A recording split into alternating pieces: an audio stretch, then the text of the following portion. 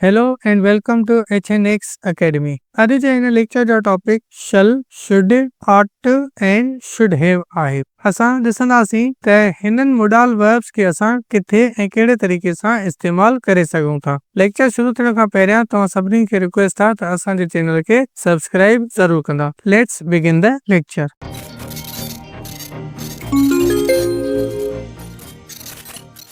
सभ खां पहिरियां कुछ बेसिक शयूं आहिनि जेके शल जे बारे में असां क्लियर कंदासीं। हाणे शल जेको आहे उहो फ्यूचर जे एक्शन्स लाइ इस्तेमाल थींदो आहे, जीअं असां फ्यूचर सिंपल में पढ़ी आया आहियूं। उन खां अलावा शल जेको आहे उहो फर्स्ट पर्सन प्रोनाउन यानी कि आई ऐं वी सां इस्तेमाल थींदो आहे, ऐं जेकॾहिं सेकंड ऐं थर्ड पर्सन आहिनि त उन सेंटेंस जो जेकॾहिं एम्फेटिक इस्तेमाल कंदासीं त वरी उते इस्तेमाल थींदो शल। एग्जांपल ॾिसूं था। हाणे एग्जांपल लाइ ही विल कॉल मी, हू मूंखे कॉल कंदो। हाणे हिन सेंटेंस जो जेकॾहिं एम्फेटिक ठाहिजे त उहो थींदो ही शल कॉल मी, इन तरीक़े सां। ऐं ॿियो शल जेको आहे पाण सां गॾु वर्ब जो फर्स्ट फॉर्म खणंदो आहे। हाणे शल जा कुझु की यूज़ेस डिस्कस कयूं था। हाणे पहिरियों यूज़ आहे फ्यूचर जे लाइ। हाणे फ्यूचर जे लाइ शल इस्तेमाल थींदो आहे, पर ही शल जेको वर्ड आहे हिकिड़ो फॉर्मल ऐं हिकिड़ो ओल्ड फैशन आहे। हाणे अॼु जे हिन मॉडर्न दौर में शल खे नॉर्मली जेको आहे उहो रिप्लेस कयो वेंदो आहे विल सां, पर ईअं न आहे त अगरि असां शल इस्तेमाल कयूं था त उहो ग़लति आहे, उही ग़लति बिल्कुल बि न आहे। एग्जांपल ॾिसूं था। आई शल रिटर्न सून, मां जल्द ई वापस थींदुसि, फ्यूचर जी ॻाल्हि थी थिए। ऐं ॿियो सेंटेंस आहे वी शल मीट अगेन सून, असां जल्द ई मिलंदासीं। ऐं सेकंड नंबर यूज़ आहे स्ट्रॉन्ग डिटर्मिनेशन। हाणे डिटर्मिनेशन असां चवंदा आहियूं इरादे खे या विल खे, मतलब काई भी शइ असांखे एनी हाउ करणी आहे, कोई भी हिकिड़ो रूल आहे उहो एनी हाउ फॉलो करणो आहे। एग्जांपल आहे U shall not pass without permission, माना बिना इजाज़त जे तव्हांखे अंदर दाख़िल न कयो वेंदो। सेकंड सेंटेंस आहे आई शल ओवरकम दिस डिफिकल्टी, मतलब मां इन डिफिकल्टी ते काबू पाईंदुसि, या मतलब मां इन डिफिकल्टी सां मुंहुं ॾेई वेंदुमि। फ्यूचर जी ॻाल्हि थी थिए। ऐं हिकिड़ो डिटर्मिनेशन हिकिड़े इरादे जी ॻाल्हि आहे त मतलब हीअ शइ असां एनी हाउ करे वेंदासीं। हाणे फ्यूचर ऐं स्ट्रॉन्ग डिटर्मिनेशन खां बाद में जेको टियों यूज़ आहे उहो आहे ऑफर या सजेशंस लाइ। हाणे जॾहिं बि असां कंहिंखे ऑफर कयूं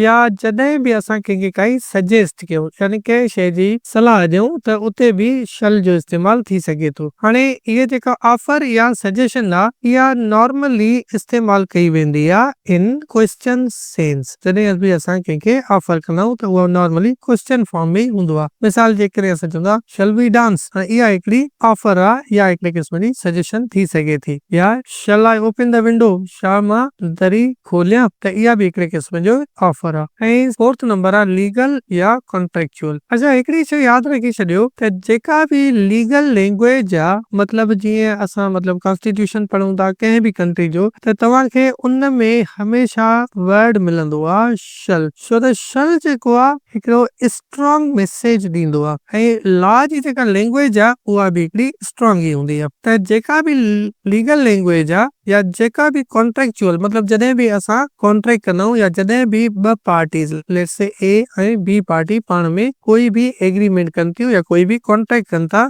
त इन सेंस में जेका बि उन डॉक्यूमेंट जी लैंग्वेज हूंदी आहे उन में शल जो लफ़्ज़ इस्तेमाल कयो वेंदो आहे, न कि विल जो। एग्जांपल आहे members shall abide by, abide by मतलब फॉलो कंदा। Members shall abide by the rules of the society, member जेके आहिनि सोसाइटी जा रूल्स फॉलो कंदा। हाणे इहा शइ उन्हनि जे लाइ जेका आहे उहा एनी हाउ करणी आहे। The tenant shall pay the rent, tenant मतलब जेको मसवाड़ी आहे या जेको किराए जी जॻह में वेठो आहे। The tenant shall pay the rent on the 5th of every month, जेको मसवाड़ी आहे उहो हर महीने जी 5 तारीख़ ते मसवाड़ अदा कंदो। त जेका बि लीगल या कॉन्ट्रेक्चुअल लैंग्वेज आहे हुन जे लाइ बि शल इस्तेमाल थी सघे थो। शल खां बाद में डिस्कस कयूं था शुड। हाणे शुड जेको आहे उहो शल जो पास्ट फॉर्म आहे, ऐं शल वांगुर ई शुड जेको आहे उहो बि पाण सां गॾु वर्ब जो फर्स्ट फॉर्म खणंदो आहे। हाणे शुड जा मेन यूज़ेस कहिड़ा आहिनि? सभ खां पहिरियों इंपॉर्टेंट आहे एडवाइस। जॾहिं बि असां कंहिंखे एडवाइस ॾींदा आहियूं त उन जे लाइ असां शुड वर्ड इस्तेमाल कयूं। U should eat more vegetables, तव्हांखे वधीक सब्जियूं खाइण घुर्जनि, या असां चऊं था शुड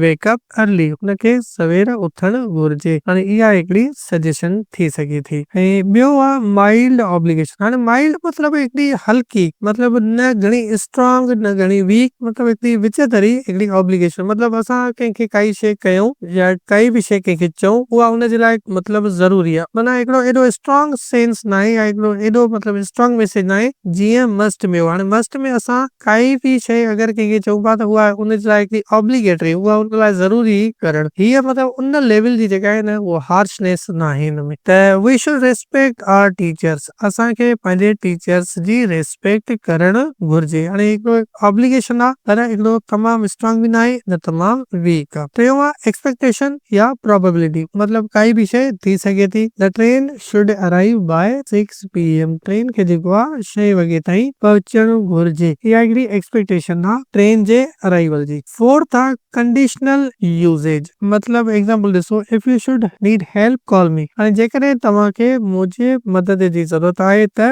कॉल कयो। हाणे हिकिड़ी कंडीशन आहे, जॾहिं मतलब काई बि शइ असां अटैच कयूं कंडीशन में त उन सेंस में बि शुड इस्तेमाल थी सघे थो। या जेको पंजो यूज़ आहे उहो रिपोर्टेड स्पीच आहे। रिपोर्टेड स्पीच में चऊं मतलब द इनडायरेक्ट स्पीच में बि जेको आहे उहो शुड इस्तेमाल थींदो आहे। त ही कुझु हुन जा इंपॉर्टेंट यूज़ेस आहिनि। जॾहिं बि असां एडवाइस ॾियूं या कोई बि ऑब्लिगेशन हुजे या कोई बि एक्सपेक्टेशन वग़ैरह हुजे त उते जेको आहे शुड इस्तेमाल थी सघे थो। उन खां बाद में असां डिस्कस कयूं था आर्ट टू। हाणे पहिरीं ॻाल्हि जेका यादि रखणु ज़रूरी आहे उहा इहा त जेको आर्ट टू आहे उन सां गॾु वर्ब जो फर्स्ट फॉर्म लॻंदो। हाणे इन शइ खे डिस्कस कयूं त जेको शुड आहे ऐं आर्ट टू आहे इन ॿिन्ही में डिफरेंस छा आहे। हाणे आर्ट टू इस्तेमाल कंदा आहियूं उन एक्शन्स लाइ जिन में हिकिड़ी मोरल ड्यूटी इन्वॉल्व हुजे। माना काई बि शइ जेका हिकिड़ी मोरली करेक्ट आहे या हिकिड़ो इख़लाक़न असांखे उन शइ खे करणु घुर्जे त उन जे लाइ आर्ट टू वधीक इस्तेमाल थींदो। हाणे हिते पहिरीं पॉइंट बि इहो ई लिखियलु आहे त आर्ट टू जेको आहे न मोरलेस इस्तेमाल थींदो आहे मोरल ड्यूटी में। मिसाल के तौर we ought to respect our parents, असांखे पंहिंजे पेरेंट्स जी फर्मा बरदारी करणु घुर्जे। माना इहा असांजी हिकिड़ी मोरल ड्यूटी आहे। या असां चऊं था you ought to help the poor, तव्हांखे ग़रीबनि जी मदद करणु घुर्जे। हाणे इहा हिकिड़ी असांजी मोरल ड्यूटी आहे या हिकिड़ी मोरल रिस्पॉन्सिबिलिटी आहे त असांखे ही एक्शन करणु घुर्जे। ठीकु, हाणे शुड में वरी जेको आहे हिकिड़ो ऑब्लिगेशन वारो सेंस निकिरंदो आहे ऐं हिन में वरी हिकिड़ो मोरलिटी वारो लेसन असांखे मिलंदो आहे। सेकेंड आहे हिकिड़ी स्ट्रॉन्ग एडवाइस हूंदी आहे। हाणे जीअं असां शुड में पढ़ियोसीं त हुन में हिकिड़ी माइल्ड मतलब क़िस्म जो मैसेज हूंदो आहे, हल्के क़िस्म जो मैसेज हूंदो आहे। त मतलब आर्ट टू में वरी हिकिड़ी स्ट्रॉन्ग एडवाइस है, you are to see a doctor, तव्हांखे डॉक्टर खे मतलब ॾिसणु घुर्जे या विजिट करणु घुर्जे। इहा हिकिड़ी स्ट्रॉन्ग एडवाइस आहे, means you need to follow this. Third use आहे लॉजिकल एक्सपेक्टेशन, मतलब असां कंहिं बि शइ जी उम्मीद रखूं था पर उहा जेका उम्मीद आहे न उहा हिकिड़ी लॉजिक बेस्ड उम्मीद आहे। मतलब ईअं न आहे त मतलब असां हिकिड़ो रेंडम थॉट आहे, उनजे पोयां काई न काई हिकिड़ी सोच आहे त उन जे लाइ बि आर्ट टू इस्तेमाल थी सघे थो। This road ought to lead us to the city, मतलब ही जेको रोड आहे उनखे असांखे मतलब शहर ॾांहुं वठी वञणु घुर्जे। हाणे हिकिड़ो इंपॉर्टेंट नोट आहे, always used with to plus verb. हाणे वर्ब जो हिते फर्स्ट फॉर्म, मतलब चए थो त जॾहिं बि आर्ट टू इस्तेमाल कयूं त आर्ट टू खां बाद में वर्ब जो फर्स्ट फॉर्म, जीअं असां लेक्चर जे शुरूआत में ई डिस्कस कयोसीं। हाणे हिते ॿ सेंटेंसिस आहिनि, उन्हनि मां हिकिड़ो करेक्ट आहे ऐं हिकिड़ो रॉन्ग आहे। हाणे रॉन्ग आहे यू आर्ट स्टडी हार्डर। हाणे हिते ॾिसो कहिड़ी शइ मिसिंग आहे, हिते मिसिंग आहे आर्ट टू, ऐं जेके असां करेक्ट कयो आहे ही हिन तरीक़े सां लिखी करे। त इहे जेके आहिनि आर्ट टू जा यूज़ेस आहिनि, असां मोरल ड्यूटी, स्ट्रॉन्ग एडवाइस या लॉजिकल एक्सपेक्टेशन जे लाइ इस्तेमाल कंदा आहियूं। आर्ट टू खां बाद में असां डिस्कस था कयूं शुड हैव। हाणे शुड हैव सां गॾु वर्ब जो थर्ड फॉर्म लॻंदो ऐं हिन जी जेकॾहिं असां सिंधी में मीनिंग कढूं त उहा थींदी घुर्जे हा। मतलब पास्ट में हिकिड़ो कोई कमु हुयो या कोई एक्शन हुयो उहो ज़रूर हिकिड़ो थियणो हुयो पर उहो न थी सघियो ऐं उनजे न थियण जे करे हिकिड़ो अफ़सोस या हिकिड़ो पछताव आहे। त उन अफ़सोस या पछताव जे लाइ या उन अफ़सोस या पछताव खे एक्सप्रेस करण जे लाइ शुड हैव जो यूज़ थींदो आहे। हाणे एग्जांपल्स ऐं मतलब उन जी यूसेज खे था ॾिसूं। हाणे पहिरियों आहे अनफुलफिल्ड ड्यूटी। हाणे कोई कमु हुयो जेको मतलब थियणो हुयो या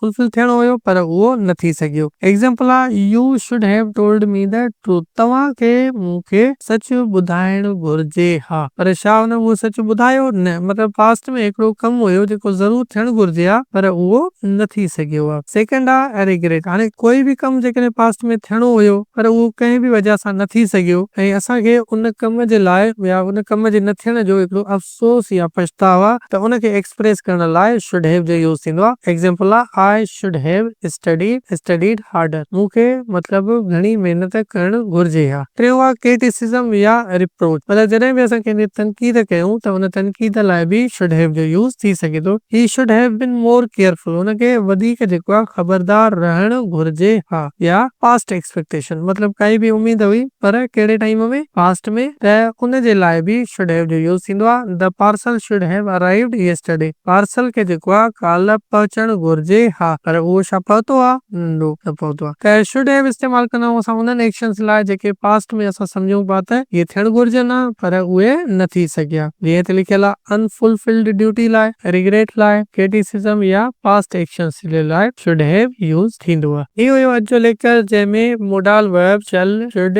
या शुड हैव खे डिटेल में डिस्कस कयोसीं। इन क़िस्म जा लेक्चर्स ॾिसण लाइ असांजे चैनल खे लाइक शेयर ऐं सब्सक्राइब ज़रूर कंदा। Thank you for watching. अल्लाह हाफ़िज़।